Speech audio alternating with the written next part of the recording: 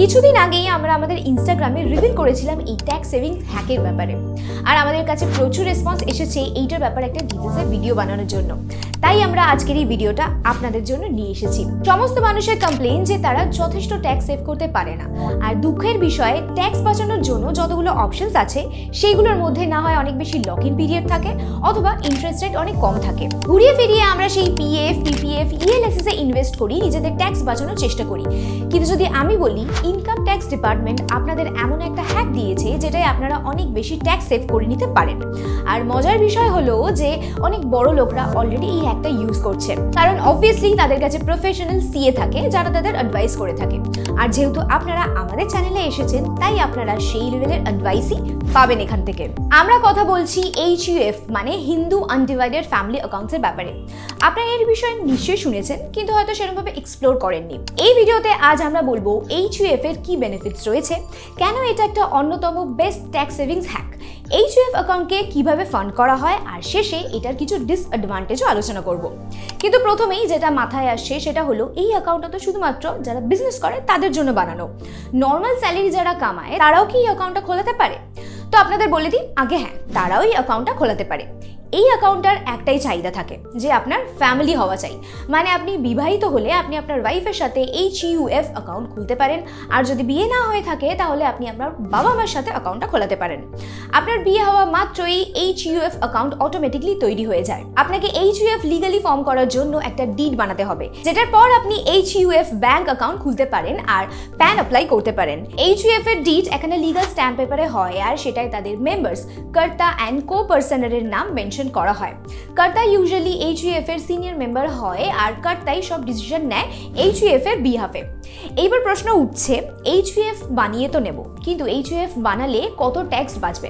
তো চলুন সেটা বোঝা যাক একটা উদাহরণের মাধ্যমে। হাজব্যান্ডের স্যালারি 20 লাখ, ওয়াইফের স্যালারি 10 লাখ, একটা বাচ্চা আছে যার কোনো স্যালারি নেই, অ্যাডিশনালি একটা প্রপার্টি আছে যেটা থেকে ধরে নিচ্ছি 7.5 লাখ ইয়ারলি ভাড়া আসছে। অপশন 1 এ যেখানে রেন্টেড ইনকাম হাজব্যান্ডের ইনকাম হিসাবে দেখাবে, ক্ষেত্রে হাজব্যান্ডকে 5,12,500 আর ওয়াইফকে 82,500 ট্যাক্স পে করতে হবে।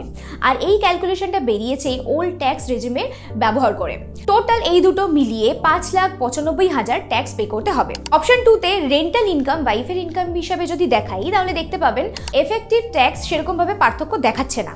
রেন্টাল ইনকামকে যদি হাজব্যান্ডের ইনকাম হিসাবে দেখানো হয় তাহলে টোটাল 5,95,000 ট্যাক্স পে করতে হচ্ছে।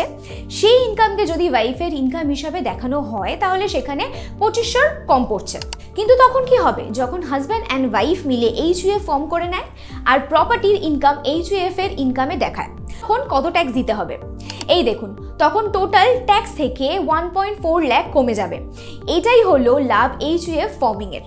তবে এখানেই শেষ নয়, যেরকম আপনার 2.5 লাখের ইনকামের উপর কোনো ট্যাক্স পড়ে না, আর সেটার উপরও বেশ কিছু ডিডাকশন যেরকম 80C, 80D ইত্যাদিও পাওয়া যায়। প্র্যাকটিক্যালি HUFও সেরকম ভাবেই কাজ করে। HUF এর সাথে ধরে নিন ইনকাম ট্যাক্স আপনাকে এমন একটা অ্যাকাউন্ট দিয়েছে যেখান থেকে 5-6 লাখের ইনকামে অলমোস্ট 0 ট্যাক্স লাগে। HUF এর মাধ্যমে আপনি শেয়ার মার্কেটে ইনভেস্ট করতে পারেন, মিউচুয়াল ফান্ডেও, এমনকি HUF অ্যাকাউন্ট দিয়ে মেম্বারসদের লাইফ অ্যান্ড হেলথ ইন্স্যুরেন্সেও পে করা যায়। দারুণ কাজের জিনিস, তাই না?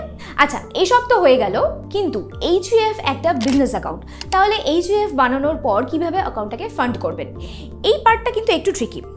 HUF কে ফান্ড করার 3-4টে উপায় আছে। সবচেয়ে যেটা সোজা উপায় সেটা হলো, যদি আপনার কাছে কোনো অ্যানসেস্ট্রাল প্রপার্টি থাকে তাহলে HUF কে সেটা ট্রান্সফার করে সেটা রেন্টাল ইনকাম থেকে HUF কে ফান্ড করতে পারেন। দ্বিতীয় উপায় হলো HUF মেম্বারসদের দ্বারা গিফট নিয়ে। যদিও এটার কোনো লিমিট নেই, কিন্তু এটার একটা জিনিস আপনাকে খেয়াল রাখতে হবে, এই ইনকামটা শুধুমাত্র ইনভেস্ট হবে ট্যাক্স সেভিংস ইনস্ট্রুমেন্টে। যদি নন ট্যাক্স সেভিংসে ইনভেস্ট করেন তাহলে ক্যাপিটাল গেইন ট্যাক্স দিতে হবে। তৃতীয় উপায় হলো কোনো নন মেম্বার্সের থেকে গিফট নিয়ে।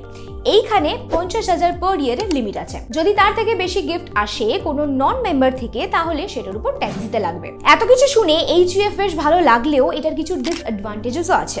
এটা সবচেয়ে বড় ডিসঅ্যাডভান্টেজ হলো যদি কোনো প্রপার্টি HUF এর নামে হয় আর যদি ভবিষ্যতে সেটাকে বিক্রি করতে চান তাহলে সেটা অনেকটাই জটিল হয়ে দাঁড়ায়।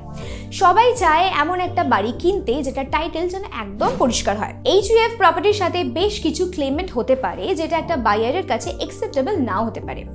একবার যদি আপনি HUF বানিয়ে নেন আর ধরে নিন যে কোনো কারণে আপনাকে HUF অ্যাসেটকে ভাগাভাগি করতে হলো, তাহলে সেই ক্ষেত্রে ব্যাপারটা অনেকটাই কষ্টকর হয়ে যাবে। যদি HUF এ কোনো প্রপার্টি থাকে আর সেটা বেচার দরকার পড়ে, তো সেটার জন্য সব মেম্বারসদের অ্যাকসেপ্টেন্স দরকার। যদি কোনো একজন মানা করে দেয় তাহলে অনেকটাই প্রবলেম হতে পারে। আপনি এটা ধরে চলুন HUF অ্যাকাউন্ট বানানোর সিদ্ধান্ত হলো ওয়ান ওয়ে স্ট্রিট। যদি কিছু ডিসলভ বা রিভার্স করা দরকার পড়ে তাহলে ব্যাপারটা অনেকটাই কমপ্লিকেটেড হয়ে দাঁড়াবে। তো বলতে পারেন এইগুলো ছিল কিছু ডিসঅ্যাডভান্টেজেস HUF এর। এইবার আমাদের দায়িত্ব ছিল আপনাদের সব রকম ইনফরমেশন দেওয়া। পর ভেবে চিন্তে কি সিদ্ধান্ত নেবেন সেটা পুরোপুরি আপনার হাতে। এরপরও এই ভিডিওটার সম্বন্ধে কোনো ডাউট থাকলে আমাদের কমেন্ট সেকশনে জানাবেন। আর আমাদের ভিডিওটা যদি হেল্পফুল লেগে থাকে তাহলে আমাদের চ্যানেলটিকে সাবস্ক্রাইব করে এই ভিডিওটাকে লাইক অ্যান্ড শেয়ার অবশ্যই করে যাবেন।